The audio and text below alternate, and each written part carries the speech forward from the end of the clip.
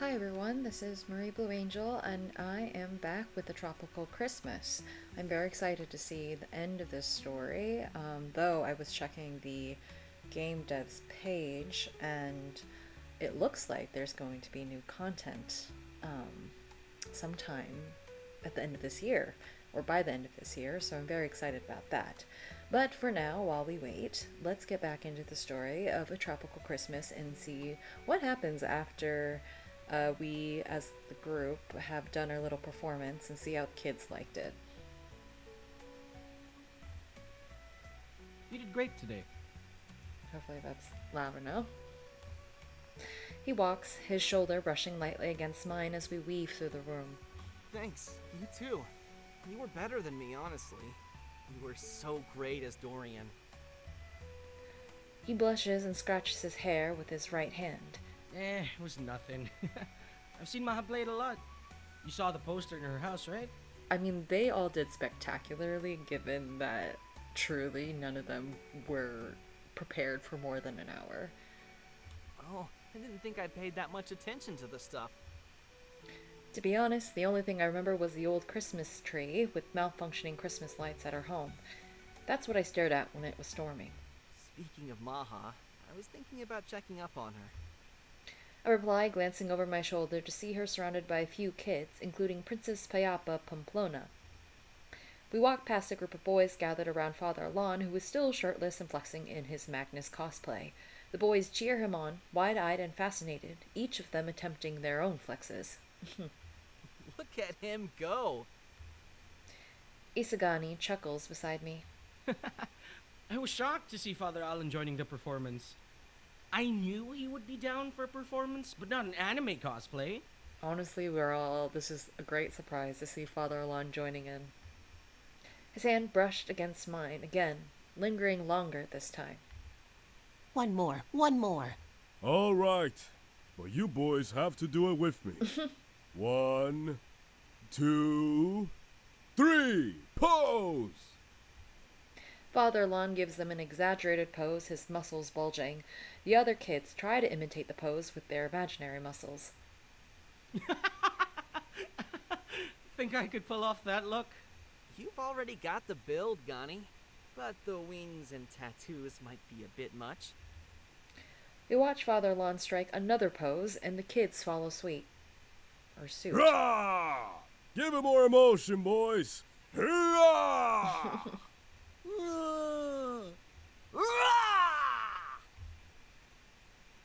He laughs, then almost instinctively he reaches out and gently takes my hand. This time it's not accidental. I smile at him, his eyes meeting mine. He gives my hand a soft squeeze. Oh my gosh, guys, are we finally... the tension has been building this entire time. We're excited, okay. I'm glad you're here, Chace. Me too, Isagani. Father Alon spots us, grins, and motions for Isagani to come. Ah, Isagani! Come, help me teach these fine young lads the art of a perfect pose. Looks like I've got my work cut out for me. See you, Chace. He gives me a wink before giving my hand one last squeeze and stepping over to join them. Father Alon claps Isagani on the back, nearly knocking him forward with his enthusiasm. The boys cheer, clearly excited to have another muscle master on board. Isagani laughs and rolls up his sleeves, ready to humor them with a few poses of his own. All right, get ready, Father. Always ready. Now, flex those guns, boys! Hurrah! The raws are getting me. Rah!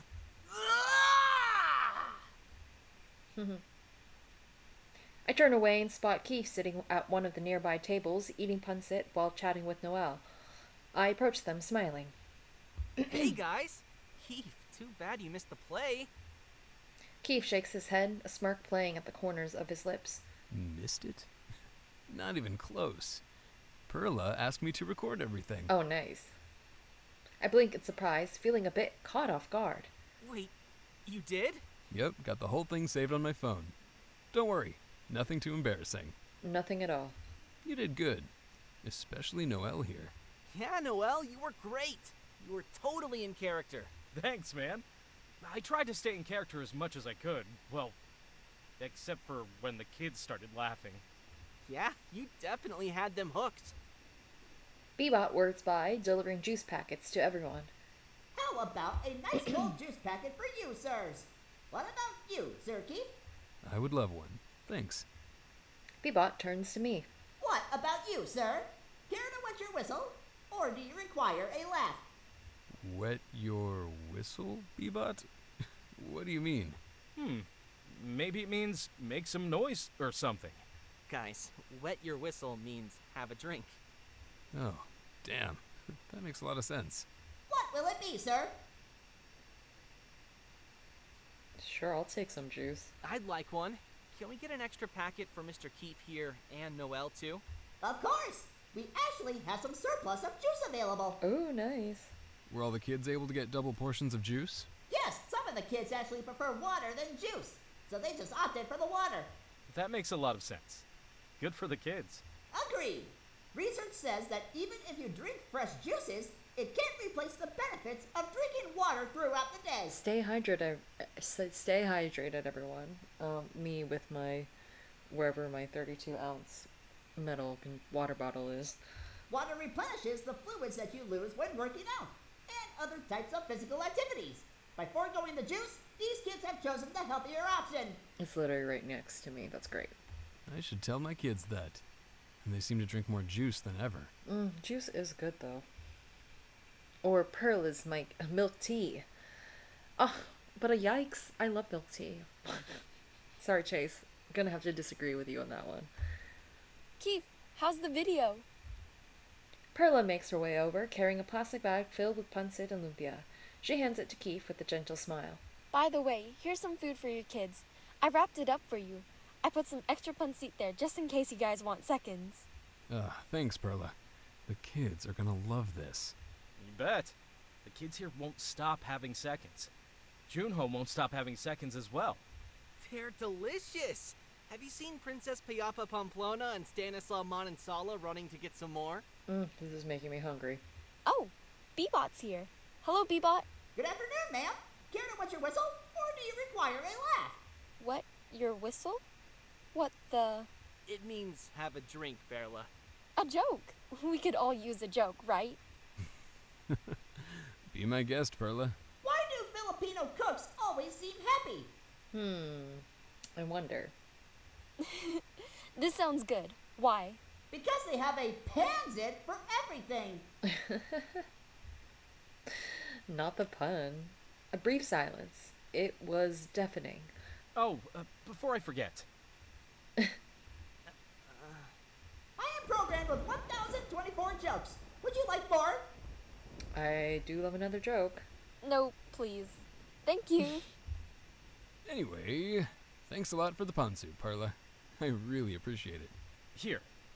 Just in case the storm hits before you make it home. He reaches into his bag and pulls out an umbrella, offering it to Keith. No problem. Us bros gotta stick together, right? Keith smiles gratefully, taking the umbrella. Thanks, Noel. A little. I mean... Yeah, maybe we can all hang out again soon. And Noel, we should sing together sometime. Ooh. Wait, you can sing? I blink in surprise, turning to Noel. He chuckles modestly. You should! Oh, Father Alon used to always pick her to sing at the midnight mass before, Oh. you know, she got adopted. Okay, the lines are a little off, so I'll just read them. A little bit. I mean, not like Keith or anything. It's just a small hobby of mine. I absolutely can't sing to save my life. But Maja can. She gestures towards my sister, who was now giggling with some little girls. They're all watching the guys flex along with Father Alon. They're still in their flexing moment. Yeah, I haven't heard her sing yet. Yes, that's my cue. Take care, Keith. Let's catch up again soon. You should. Father Alon used to always pick her to sing at the midnight mass before, she got adopted. I just forgot. It's time for me to pack up. Keith, stay safe, okay? Watch out for the storm. Perla gives him a small wave before heading back up to help out with the kids. The receptionist's voice cuts through the air. He waves him over with a gesture. Noel looks towards him, then turns back to Keith with a small, apologetic smile. Sir, the sound system is ready to go. Guess that's my cue. Take care, Keith. Let's catch up again soon. Noel laughs softly, giving a small salute to Keith as he heads off. Keith turns towards me. Chace, take care of your sister, all right? Maja's got a lot of spirit, but she needs her big brother to watch out for her. Of course, Keith. Thanks for looking out for us. See you soon, and take care. Keith gives me a firm nod before walking away, his plastic bag of food swaying slightly as he headed towards the exit. Chace, John-Ho, Young, Maha, my brave troop, come hither. Oh, come hither. He motions me over, still in his Magnus cosplay, wings and all. I catch Juno hurrying over from the opposite direction, his face flushed as if he'd been pulled out of another conversation. Maha, meanwhile, skips over with a grin. Isagani was already there, smiling at me as I approached. Liang arrives last, walking briskly. He smiles at Isagani and wraps his arm around him. Father Alon poses like he did in the production. Have you come to train under me, the great Magnus of old? Or perhaps you wish to test your mettle in battle? Father Alon is so fun. Juno, standing next to me, looks mildly confused. He shrugs and groans. I'm joking. I just want to say congratulations to everyone for giving such a smashing performance. Your efforts were valiant, and you executed your roles with utmost dedication. The orphans cheer from the side, and Stanislaw Manansala and Princess Payapa Pamplona approach us with looks of admiration. I have to admit, I didn't think you all would stay so true to your characters. But I was wrong. It was impressive. Good job. He really loved it. He told us. No, that's not what I said. Anyway, thanks. I also have some new friends here because of it. Thank you. His eyes dart to the group of orphans around him. He gives them a smile. Princess Pamplona jumps and claps her hands together, her tiara almost falling off from her head. That was the best! I loved how you all stayed in character. Especially you, Chunky. She says, pointing at me. Me? Yes! You were so cool! You were in character the entire time! Always on character. Mm-hmm. You really carried the whole thing. I was actually kinda impressed. Maha is beaming as she runs over to hug me. Yay! Kuya, we did it! Oh, so cute. Izagani stands beside me, looking relieved and happy. Our eyes meet. We make a pretty good team, huh? Juno pats me on the back. Man, I knew you'd kill it. You were amazing. I'm so happy I could cry. They're so cute, everyone. Father Alon grins and places a hand on my shoulder. You, my young emperor, were exceptional. Yay. That's cute. We were asked to change to our regular Christmas clothes again before the gift giving started. We quickly changed and headed back to the lounge. As Noel stands on stage with a microphone, he looks out over the gathering of children. All right, kiddos, gather around. We've got something special for you all. I forgot about the gifts, oh my gosh. With a wave of his hand, he encourages the kids to approach. The receptionist is already at the side of the stage, his hands full of brightly wrapped gifts, neatly labeled and organized. The kids can barely contain their excitement as chatter and laughter fills the air. Gather here, kids. Yes, every single one of you. I don't think I should be in the line, though. Belle, you should get a present too. Yeah, that way all four of us will open our presents. Oh. Okay, let's line up together. Follow into a single line, kids. Thank you so much. All right, friends. It's time to spread the joy of the season. We'll be giving out presents next. I glance around at my group. Maha is already bouncing on her toes, excited to hand out the gifts. Isagani stands beside me, his hand brushing against mine. Ready to do this, Chace? Yeah, Isagani. Juno flashes me a quick grin. This is the part I was looking forward to. Me too. I really can't wait. Let's do this. Let's get into position. Maha catches my attention immediately. She whispers to me and Isagani. She points to Noel standing there on the stage with a microphone at hand. Kuya, maybe you can talk to Noel. He's been holding that mic like forever. Noel glances at the kids, then at us, and I can read through his face. He's debating whether or not to sing. Come on, Noel. It's Christmas. Noel hesitates, his brow furrowing slightly. I don't know, Chase. What if I mess it up? I don't want to disappoint them. I'm certain the kids would love it. It would make the gift giving even more special. Ooh, I wonder what song he would sing. Yeah, but what if I'm off key? I don't want to ruin the moment. I'm just not feeling it right now. It's been a long day, and it's hard to get in the right headspace. I don't want to force it. I really appreciate it, Chase, but I think I'll just stick to handing out gifts. That is totally fine, my dude. He turns his back to me and sets the microphone down gently on the stand. We line up with the wrapped presents, and each of us takes turns handing them to the children. Despite Noel's silence, the kids are still filled with excitement and joy as they unwrap their gifts. As the clock struck 4, the event finally winded down, and the children, Princess Payapa, Pamplona, and Stanislaw Manansala included, prepared to head home. The two had initially been difficult, very difficult, to impress, but by the end of the day, they were surrounded by a small group of orphan kids, laughing and sharing stories like friends do. Stanislaw, despite his initial reluctance, had warmed up and even tried his best to be kind. I even heard him and his newfound friends from the orphanage adding each other in their socials. Are kids allowed to even have those? I don't know. Probably not. Well, it depends on their age, I guess. I haven't heard of Princess Payapa, but according to Maha, she saw her opening her presents alongside some of the girls from the orphanage. She was teaching them how to style their doll's hair and stuff. Father Alon beamed proudly as he watched the children interact. After they all left, he approached us with a warm smile, his eyes filled with gratitude. You all did an amazing job today. The children will remember this for a long time. Thank you so much. Woohoo! Together, we shuffled back to our rooms in the hotel. We were all so tired. Maha yawned as she stretched her hands. She told me that she hadn't danced that much in years, and that she might take a quick nap. Liang and Juno had their eyes half closed the entire time as they took the elevator back to the presidential suite.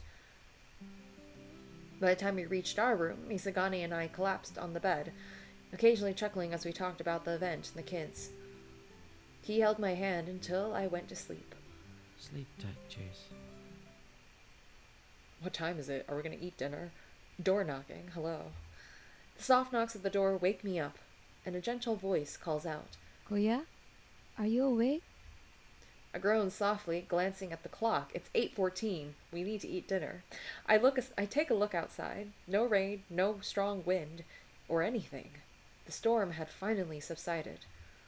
I sit up, rubbing my eyes, when the voice from the other side of the door calls again. Kuya, it's me.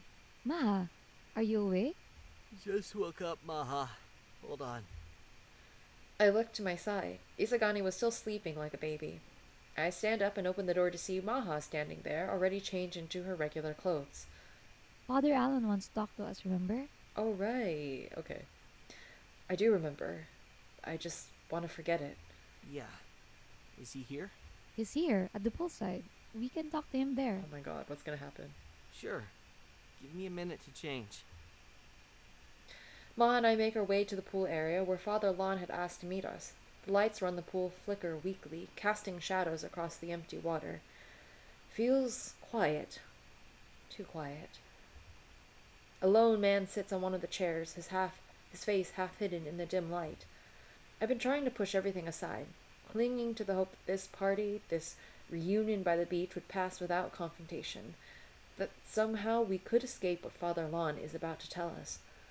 Ma and I have just found each other again after 20 long years. 20 years of missed birthdays, of family, of love. We've only just begun to rebuild our relationship. But now, as we draw closer to Father Alon, I feel the weight of old wounds creeping back, threatening our relationship. I think you guys will be fine, but it is important, I think. I don't know, you can choose not to know, but I feel like you do want to know, or definitely Maja does, it seems. We'll see how the conversation goes. The thoughts spin endlessly. What if Maja feels unloved again? What if she feels like I abandoned her all those years ago? What if I lose her all over again? Of all days, he chose this one, December 23rd, the day before Christmas Eve. I want to be angry at the timing, but then I remember this isn't just any night. It's the night. The same night 20 years ago when my parents and I left Maja behind. I was only a kid, but I remember the confusion I had, the hurried whispers and the way my parents screamed at each other in the car, and I remember leaving. My eyes were wet with tears as we drove away from Mateo/Maja.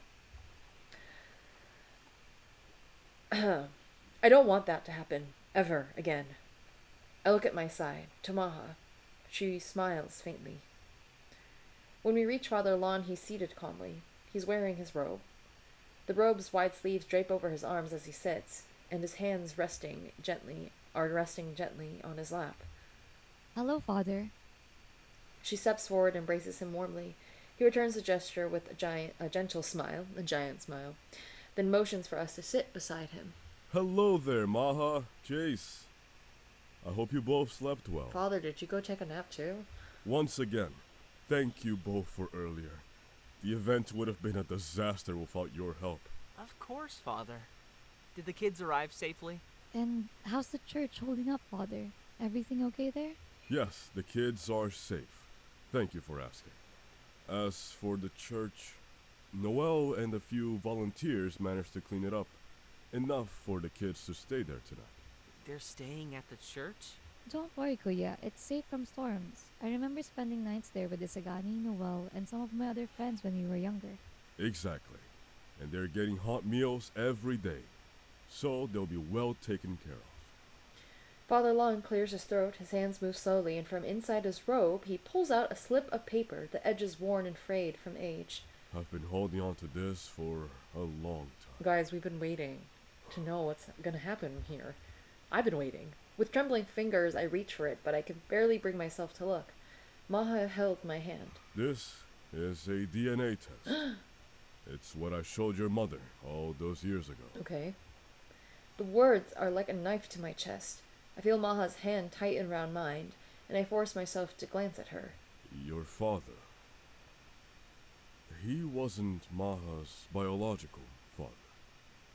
Your mother, Belen, had an affair with another man. Okay, I kind of remember this from what was happening before, because I was like, why would you just, leave your kid? I mean, it's still your kid, but okay. Anyways, good to know we have confirmation here. Maja doesn't say a word. She's staring at the paper in my hand, her face pale but composed. I wonder if she's known all along, or if this is as much of a shock to her as it is to me. I'm very sorry I kept this from you all this time. Maja, you were 8 when you were asking me this. But now you're 24. You're a grown woman now. You deserve to know the truth. You and your brother. I am sorry you had to find out this way. On the day that you were left, but you decided to know the truth. I glance at Maja again, my throat tight. She looks at me, her expression unreadable. You guys are still siblings. So that's why they left me. I wasn't his child. I open my mouth to say something, anything, but no words come out. Why did you have to confront my mom and dad? Why on that day? Because the DNA test results arrived that day. I was angry. I thought it was my duty to tell your parents the truth. It wasn't just any man who was Maja's biological father. Who? Who was it? I read the name that was the father on the DNA test. Inigo Angeles. Who's Inigo, Father? Maja gasps, eyes wide, recognizing who this name is. That's my adoptive father. The man who raised me, who took me in. He died of a sickness years ago. So, the man who had loved her, cared for her, and ultimately raised her as his own after our parents abandoned her, he was the one connected to her by blood from the very beginning. But why would, like, Father Alon, like, is it just, like, Father Alon's, like, I'm doing my, like, you know, priestly duties and, like, telling someone? Or is, like, did he know this guy? Like, they're friends. But why was Maja left in the orphanage for 4 years? If you knew that Inigo was her father, why didn't he take her in sooner? I wish it could have been different, but there were complications, both personal and legal. At the time, he was already battling the illness that eventually took his life. His health was deteriorating fast, and he wasn't in any position to take care of a child. The doctors told him he had only a few years left. He didn't want to burden Maja with his sickness or leave her without a stable home. Maja stiffens beside me, her hand still gripping mine. I don't know how much this is affecting her. So, he left me in the orphanage because he thought he couldn't take care of me? He left you because he didn't want to burden you with losing another father. The doctors told him he only has a few years to live. 4 years later, he made a miracle recovery. Once he got his affairs in order, he decided to waste no time and adopt you as his official child. So that's why. That's why Maja spent that long at the orphanage. He didn't want me to tell you anything. And why should I? You were 8 at the time. After that, it didn't take long until the illness got to him again. He fought well. He did. Doctors said he'll only last for 4 years. Maja smiles and wipes a tear from her eyes. He lasted for 12 years. Dang. He was amazing. He would always make me Maja Blanca after we went to the doctor. He said it gave him strength, made him want to see the next day. Thank you for telling us this, Father. You're always welcome. The both of you. Father, one last question, if I may ask. Go for it, Maja. What happened that night? What really happened on December 23rd, 20 years ago? Oh my god, yeah. I'll tell you everything. Oh my god. Oh my god, backstory time. Flashback. December 23rd, 2003, 9:45 p.m. from Father Alon's POV. Okay. What's this? Who's Remington? It's Chase's father. It's a DNA test. It concerns Mateo.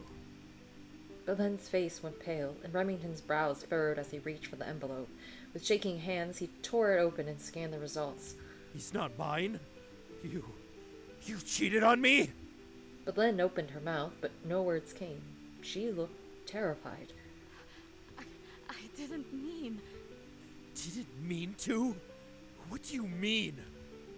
Remington's fist slammed on the table, making the dishes and cutlery rattle. He grabbed a vase from the counter and hurled it across the room, the shattering of glass echoing through the house. Belen, how could you keep this from me? After all these years. I didn't keep anything from you.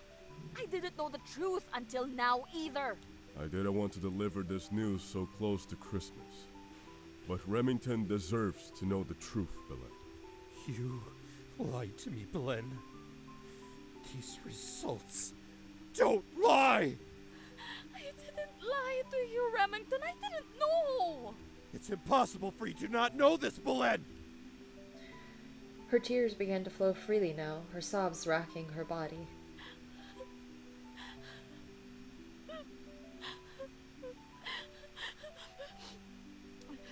Please, Remy. I love you. It was a mistake. Remington spat. A mistake? A mistake that's cost me 4 years of my life? And now what?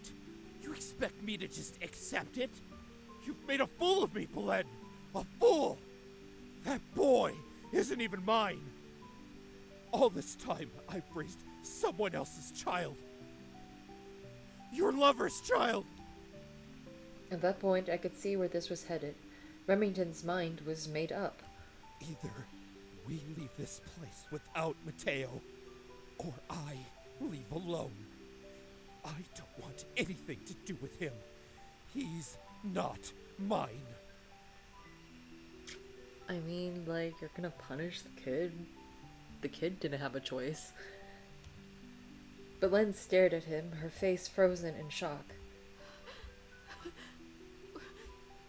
What are you saying? I'm saying we go to the States like we planned, but without him. Or I go without you and Chace. It's your choice.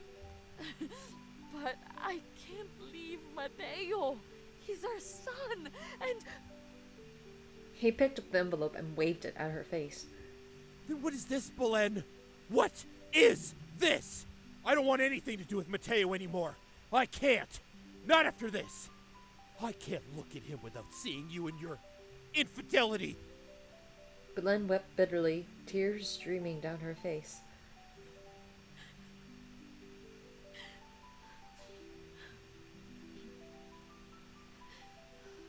Don't leave me, Remington. I'll do anything. Just don't go. I want to go. I felt my heart sink as the decision was made. I had hoped, perhaps all too foolishly, that Belen might choose her children, might choose to stay, to keep the family together. I knew that she would choose the States. She would always confide to me during confessionals about her American dream. The house, the cars, the luxury of a life she'd always dreamed of. She wanted the snow-covered holidays, the security of wealth. Remington can give her that. Her and her son. You, Chace. Then we leave. Now. Without Mateo. Damn, like you weren't even gonna, like, make sure that this kid was going to be alright? Like, you couldn't give it, like, even a day? That night, after Remington stormed off to the bedroom to pack his stuff, and Belen sat weeping at the kitchen table, I stayed. I stayed because I knew what I had to do. Okay, it's now 11:21 p.m. Chace, wake up. Anak, we have to go now. Huh? What's happening? How do we even get a DNA test done? There's no time to explain. We're leaving for the States with their father. Immediately. Come on, get your things. Yaya, grab Chase's stuff. Now. The States? Now? But what about Christmas? We'll still have Christmas. But we need to go now. Okay? You want snow, right? There's lots of snow there. Ugh. Chace, help Yaya pack your stuff. Come on. We're in a rush. White Christmas, right? Are you excited, Anak? I mean, this is like a callback to like the beginning of the game, so I'm not really reading. I hate this. Like, I'm glad to know what happened, but it's also like, it's heartbreaking. He grabbed all his stuff. That's all his stuff, ma'am. And the maid said that. Hurry up! We don't have time for this! Can you stop yelling, my dude? Mm-mm. Dad? You're here? What about Mateo? He's still sleeping. Chace, please just get in the car. Let's talk about snow. We'll build snowmen. Mateo! Mateo! Wake up! We're leaving for the States. Kuya? The States? For the love of... Yaya! Yaya! On it, sir. And drags him out the door into the car. Coming with us, Chace. Make sure every bit of his stuff is there, Yaya. Every last bit. The maid gets the stuff from the trunk. Mom gets into the car. Aren't you excited? Chace, we're going to see snow. Imagine the white Christmas, all the snowflakes falling. And we'll build snowmen together. Mom? Where's Mateo? Mom! It's just heartbreaking. I don't even want to read these. Okay, yeah, Mateo's running the front door. Being like, hello. Mom! Dad! Kuya! Gosh. Mateo! Dad! Why isn't Mateo coming with Belen, calm him down as I start this thing. I told you we shouldn't have woken him up. Chace, anak, you love snow, right?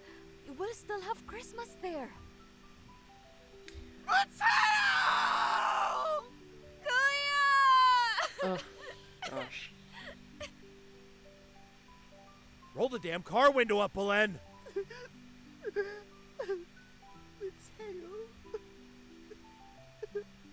Father Alon bows his head, his robe rustling as he shifts uncomfortably. I am sorry for bringing up past trauma.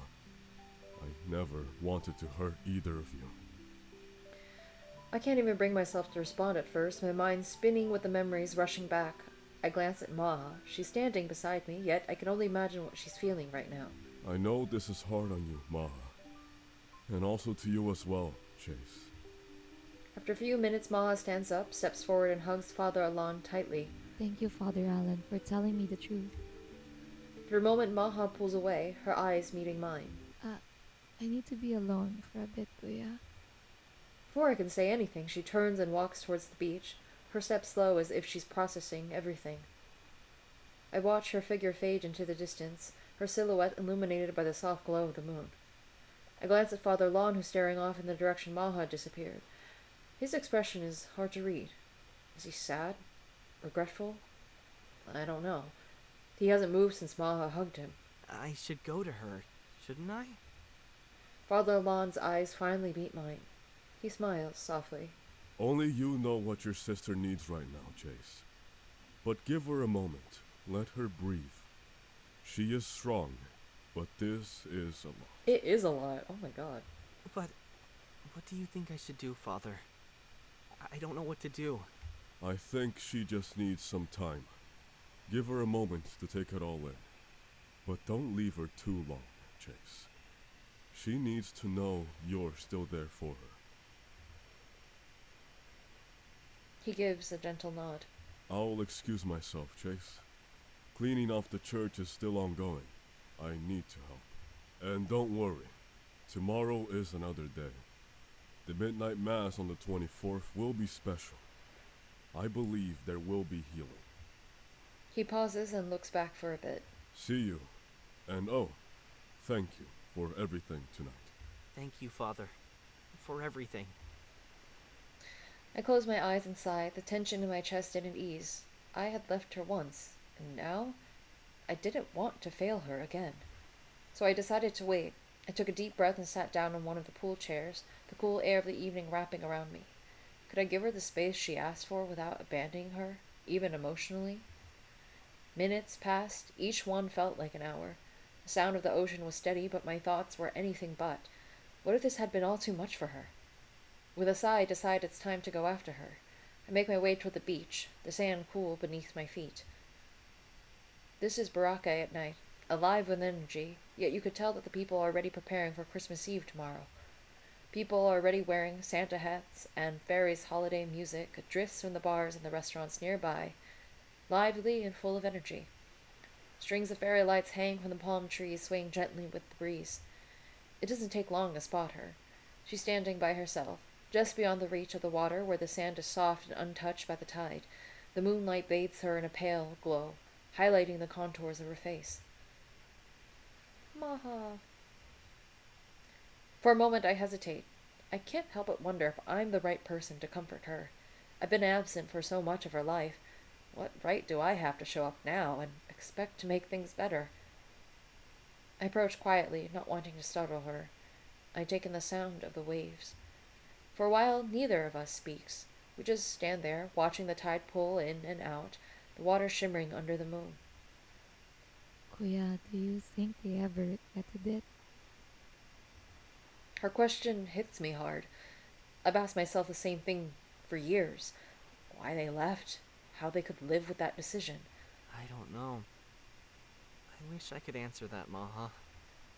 As we stand in silence, the sound of the waves gently washing up on the shore, I could sense Maja was lost in her thoughts. Her hand reaches up to wipe at her face, but I could see the faint shimmer of tears starting to form in her eyes. She keeps looking up at the stars, trying to steady her breath. I'm just so happy that you're here, Kuya Chace. I miss you so much. Okay, please don't make me cry. I don't want to cry now, but I want to cry. Oh. As she stands there, I can see her trying to hold back, trying not to let the emotions overwhelm her. A small sob escapes her, and she brings her hand to her face again, this time to cover the tears that were falling freely now. I thought you've forgotten about me already. Her shoulders shake slightly, and her breaths come in shallow gasp as she struggles to keep herself together. Do we hug? I guess we should hug her, right? Yeah, let's do that. I could feel a pull inside me, a natural instinct to comfort her, to let her know that everything was okay now. She was my sister after all. All those years apart hadn't changed that. I moved closer to her, my movement slow, careful. When I reach out, I gently place a hand on her shoulder. I slide my arm around her and pull her into a hug, her head resting against my shoulder. I'm here, Maha. And I'm not going anywhere. I hold her for a while, neither of us saying anything. The stars above us twinkled quietly. Eventually, her tears slow down, and she pulls back slightly, her eyes red, but her expression more at peace. After a long moment, she pulls back slightly, giving me a small, tearful smile. Thank you, Kuya. I didn't realize how much I missed you until now. Ugh, my heart. All those years, I thought about you almost every day. Ugh, my heart. Every Christmas, every birthday. I wondered where you were, if you were thinking about me, if you were okay. I never stopped thinking about you, Maha. I missed you too. More than you know. Every day, I wished things were different. I wished I could have found you sooner. But now I'm here. And I'm not going anywhere. She wipes at her eyes with the back of her hand, sniffling a little. I know, Kuya. I know. I'm happy you're here now. I never thought we'd be together again like this. We sat in silence for a while longer, the sound of the holiday songs played in the speakers of restaurants and clubs, filling the quiet spaces between us. I'm sorry for getting all emotional, Kuya. I just keep repeating it, but I'm really happy. I'm crying. You don't need to apologize. That's right. I reply, brushing a stray lock of hair from her face. We've both been through a lot. It's okay to feel it all. Absolutely. Oh, come all ye faithful, joyful and triumphant. Okay, receptionist one. A familiar Christmas tune, Oh Come All You Faithful, but sung off key, broke the tension. We both paused, our heads turning toward the source of the sound. Maha let out a small, unexpected laugh. Oh my god, really? Who gave that guy a mic? Seriously, it's bad enough to make me feel better about my singing skills. Honestly, it's pretty fun though. Oh come ye to Bethlehem. Come and behold him, born the King of angels. Maha grins, chuckling. Maybe it's a sign to go back inside before we hear more. Oh lol. When we reached the hotel, I noticed a message from Isagani on my phone. He had ordered burgers for us in our room, clearly trying to make the night more relaxed after everything. Maha smiles at the mention of food. Go enjoy your night with him, Kuya. I think I'm going to just rest for a while. She yawns. After we said our goodnights, I headed back to my room. Isagani was there, already flipping through the menu, a relaxed grin on his face. I got us some burgers. You look like you could use a good meal after today. Now I'm thinking of ordering some milkshakes though. You're not wrong. I might pass on the milkshakes though. How's Maha? She's okay, I think. We talked to Father Alon, and she's processing everything. That's good. You two are figuring it out. That's all that matters. Yeah. So true. We ate quietly for a while, the room filled with the soft hum of the air conditioning and the occasional holiday jingle from somewhere in the hotel. You're still leaving on the 26th, right? I lower my gaze, taking a slow bite of my burger before looking back at him. The thought of leaving him feels like a weight on my chest. Yeah. December 26th, 1:12 a.m. I'm sorry, Isagani. If I could, I'd stay here with you and Maha. But because of work and... Isagani looks down and shrugs. He holds my hand. I wish. Ah. He trails off, shaking his head and waving it away. Anyway, let's just eat, Chase. We continue to eat in silence. After eating, Isagani pointed to my laptop. How about some reflection link? I can help you with some puzzles. Totally! Let me boot up my laptop. For the next few hours, we lost ourselves in the world of Reflection Link. Talk to Brenton. Make sure you talk to April afterwards. She'll give you a clue. Isagani kept trying to show off with overly complex strategies, only to fail spectacularly half of the time, which made us both double over in laughter. I caught myself looking over at him, and I realized how much he had become a part of my life in a way I hadn't expected. The hours flew by. Oh my gosh, it's December 24th, 2023, one day before Christmas. And I think that's where I'm going to call it here today, actually. That was a lot of information. Let me see. Great. Yeah, that was a lot of information. Glad that we know the truth now. Kinda crazy, though, all that happened. Why was a DNA test even ordered in the first place? Who knows? I guess we would have a story, if that didn't happen. But that is wild. But I know that Chace and Maha will make it through. So, I guess I will make sure that... Well, I don't know. I've only done like 46 minutes. I can do some more. We can do a little bit more. Since if that felt very long, like because of the content, but also not... It's a shorter of a video than I thought. I'll go for like maybe 5-10 more minutes. Okay, let's just get back into it. Okay. It's Christmas Eve, guys. We arrived at the Sunnyside Cafe. Juno had been talking about it all morning, clearly excited to visit. I feel bad, though. The last time I went here, it was only with Maha. Welcome to the Sunnyside Cafe. Merry Christmas. The four of us, me, Maha, Isagani, and Juno, settled into a table by the window. I've been craving something hearty for a while. Tired of hotel food, June? I won't say tired. More like, I want something new for a change. And also, I heard Noel works here. I'll order something for him too so he can join us. What do you guys want? Everyone in this game is generally nice, except for Remington. Ugh.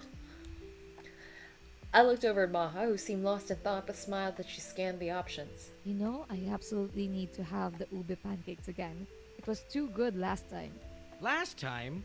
You guys came here without us? Gani, we already told you that a couple of days ago, remember? Nah, I'm only kidding. I might go for the Kitayama beef tapsilog. Something savory and filling. What about you, June? I'll go for the big breakfast plate. Eggs, bacon, sausage, sourdough toast. You know, the works. And for Noel, I'll order the chorizo hash with a poached egg on top. He'll love that. What about you, Chase? Anything that catches your attention? I think I'll go for the Sunnyside Cafe Roesti. I'm going for the special. Obviously, I need to try it. Noel soon walked over, his familiar warm smile lighting up his face as he greeted us. Hey, guys! Good to see you all here. You ready to order? Wait, where's Young? With Perla and his family. They're having a Christmas breakfast together. Oh, that's great. Well, it is Christmas Eve. Too bad some of us have to work. Anyway, what can I get you guys? Noel scribbled down the orders of me, Maha, and Isagani, then looked at Juno, who handed him his menu. I'll take the big breakfast plate, and you know what? I'm ordering the bacon and mango grilled cheese for you, Noel. You gotta join us. We're not letting you serve us all day. Noel hesitated, a bashful smile tugging at his lips. Are you sure, bro? I'm on shift. Come on, man. You'll get a break soon, right? When Father Alon comes, you should join us. Okay. I'll make sure to take a break when he arrives. You deserve it, Noel. He headed off to put in the orders. I leaned back in my chair. Maha was looking out at the beach, her fingers absentmindedly tracing the edge of her coffee cup. Izagani leaned back in his chair, his foot nudging mine under the table as he stretched out. Juno realized that he hasn't ordered for Father Alon yet, but good thing that Isagani knows what he would like. The Kitayama beef tapsilog. I've been meaning to tell you all. I'll be heading back home on the 26th. Everyone at the table looked at me, their smiles fading slightly. Maha's expression was the first to change, her brow furrowed, and her hand quickly reached for mine across the table, squeezing it gently. Juno leaned back in his chair, the smile slipping from his face. So soon? I thought you'd stay longer. We were just getting used to having you around. Ugh. They're so cute, everyone. Everyone's so cute. Isagani's foot nudged mine again under the table. He seemed a bit quiet. Yeah, sooner or later, I have to go back. My boss has been patient, but I can't stay on leave forever. Can you do at least until New Year's, Kuya? Maha's grip tightened on my hand. She didn't say anything at first, but I could feel her sadness. We'd only just rebuilt our relationship, and the thought of leaving so soon after everything made me feel guilty. But I understand. You've got your own life back home. I miss you so much. And now... I really wish you could stay longer, Chace. Too bad Liang isn't here. He'd probably scold me for bringing this up at breakfast. Everyone chuckled softly at that. He probably might. Before I could say anything more, Father Alon arrived. He was wearing his usual tank top and shorts. He greeted us warmly, pulling a chair over to join the table. Good morning. Hope I'm not too late. Hello, Father. Good morning. Isagani hugged Father Alon, and Maha stood up to hug him too. You're just in time, Father. Speaking of which, here's our food. Noel came over with our food, carefully balancing each plate, and I could see Juno watching him with eager eyes. As he set the plates down, Isagani smiled widely. Morning, Father. So happy to see you here. He came forward and hugged Father Alon. Juno raised a hand to call over the manager. We ordered more food. We'd like to have Noel join us, if that's okay. The manager smiled as he nodded. Yeah. It's Christmas Eve. I was planning on making him leave early anyway. Besides, as long as you're ordering more, I really don't care. Thanks, sir. I'll be quick. Take your time, Noel. It's not as if anyone's here anyway. Might as well close shop early today. Enjoy your meal. Do you normally have guests here at this time, Noel? During the Christmas season, yeah. But on Christmas Eve, not really. People are too busy getting ready for the big day. Makes sense. The holiday is all about family.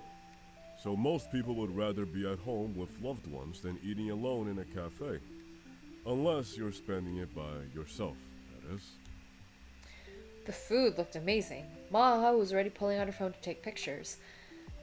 She angled the camera, making sure to get the best shot of each dish. Ooh. Do you really need to take pictures of every single dish, Maha? Chace, let a girl dream. I love seeing food pictures on my phone. Of course, Kuya. Look at the presentation. Yes. They all look amazing. We pride ourselves on making sure each dish looks spectacular. Isagani sighed dramatically, eyeing his meal like a lion watching its prey. Maha, can we eat already? I'm starving. Just one more picture, Gani. You know the drill. Shouldn't you young ones pray before eating? Juno and I exchanged amused glances, while Noel smiled quietly. We started eating, and as expected, the food was just as delicious as it looked, beautiful and full of flavor. I hope you enjoy listening to some holiday tunes. Thanks, boss. As a mix of Christmas songs played in the background, Isagani, Noel, and Maha were deep in conversation with Father Alon. To my surprise, Juno, even though he wasn't from the orphanage, was managing to keep up with the chatter. And of course, I wasn't falling behind either. It felt like we were all catching up like old friends. Oh, by the way, Father, how are the preparations for the midnight mass coming along? Noel perked up, his interest clear. Yeah. How's Lining Ning, Father? Is she doing all right? Lining Ning? Who's that? Lining Ning is our lead singer for the Midnight Mass. Unfortunately, she needs to take care of her parents. They fell ill from the storm yesterday, though it's nothing too serious. Oh my god, Luding Ning! I remember! How is she though? I hope she's doing okay. She's fine. She just needs to be with them, of course. But it leaves us without someone to sing for the Mass. So Noel. Everyone paused for a moment, processing the news. Maja lowered her fork, a thoughtful look crossing her face. Her parents are okay, though, right? Yes, they'll recover. But she won't make it tonight. It's left us in a bit of a bind. We were hoping to find someone who might be able to step in. What about you, Noel? You've got a great voice. Noel looked a little flustered by the suggestion, shaking his head. I've been to the rehearsals. The piece is meant to be sung by a woman, I'm afraid. If it was a male role, I would be glad to fill in. So Maja? Don't you mean more than glad? If it was a male song, Noel would have stolen the song from the singer himself. Lol. We chuckled at the sudden interruption from the manager. Yeah, more than glad. You know me, boss. But if there's no one to accept the spot, would you be down? Maja exchanged a glance with me. Well, I would love to try, if that's okay. Everyone broke into smiles and nods of approval. Juno straightened up in his chair. Really? Praise the Lord. That's amazing, Maja. It's been a while since you sang. Maja blushed a little but nodded confidently. Well, I'll need a bit of practice, but I'm happy to help. You'd sound great, Maja. You should do it. You think so, Juno? He gave her a small smile. Yeah, I think so. I'll be there to help with whatever you need, Maja. The band misses you, Maja. I'll let them know that you're stepping in, and we can meet for a quick rehearsal later this afternoon. I'll make sure it's not too stressful. Father Alon gave Maja a quick recap of the band's performances, Noel sharing his experience playing with the band. Also, I couldn't help but notice Juno being awkward around her, his fork moving absent-mindedly as he fumbled through his food. And Isagani wouldn't stop nudging my foot under the table. Okay, what an interesting breakfast. Things are coming about. I think I'm gonna leave it here to get us ready for what might be the last episode of me playing A Tropical Christmas for now. But yeah, let me know what you think. What do you think is going to happen at Midnight Mass? Do you think there will be any drama? I hope not, because we kind of just went through the more dramatic and emotional part, the most dramatic and emotional part of the story, I think. It's really nice seeing all these people and how they get along as a group. And I really hope that Chace can stay through New Year's. We'll see how that plays out, because I'm kind of curious, like, what he'll decide to do in terms of reconnecting with Maja and, you know, staying in touch with, like, Isagani and everyone. So, we'll see. Anyways, thanks so much for watching. I hope you enjoyed the video, and if you did, please press the like button and press the subscribe button if you'd like to see more of A Tropical Christmas, as well as any other games. I'm trying to decide what I'm going to do, but if you have any recommendations, I'm always, you know, up for looking at them. Alright, have a good rest of your day, and I will see you next time. Bye!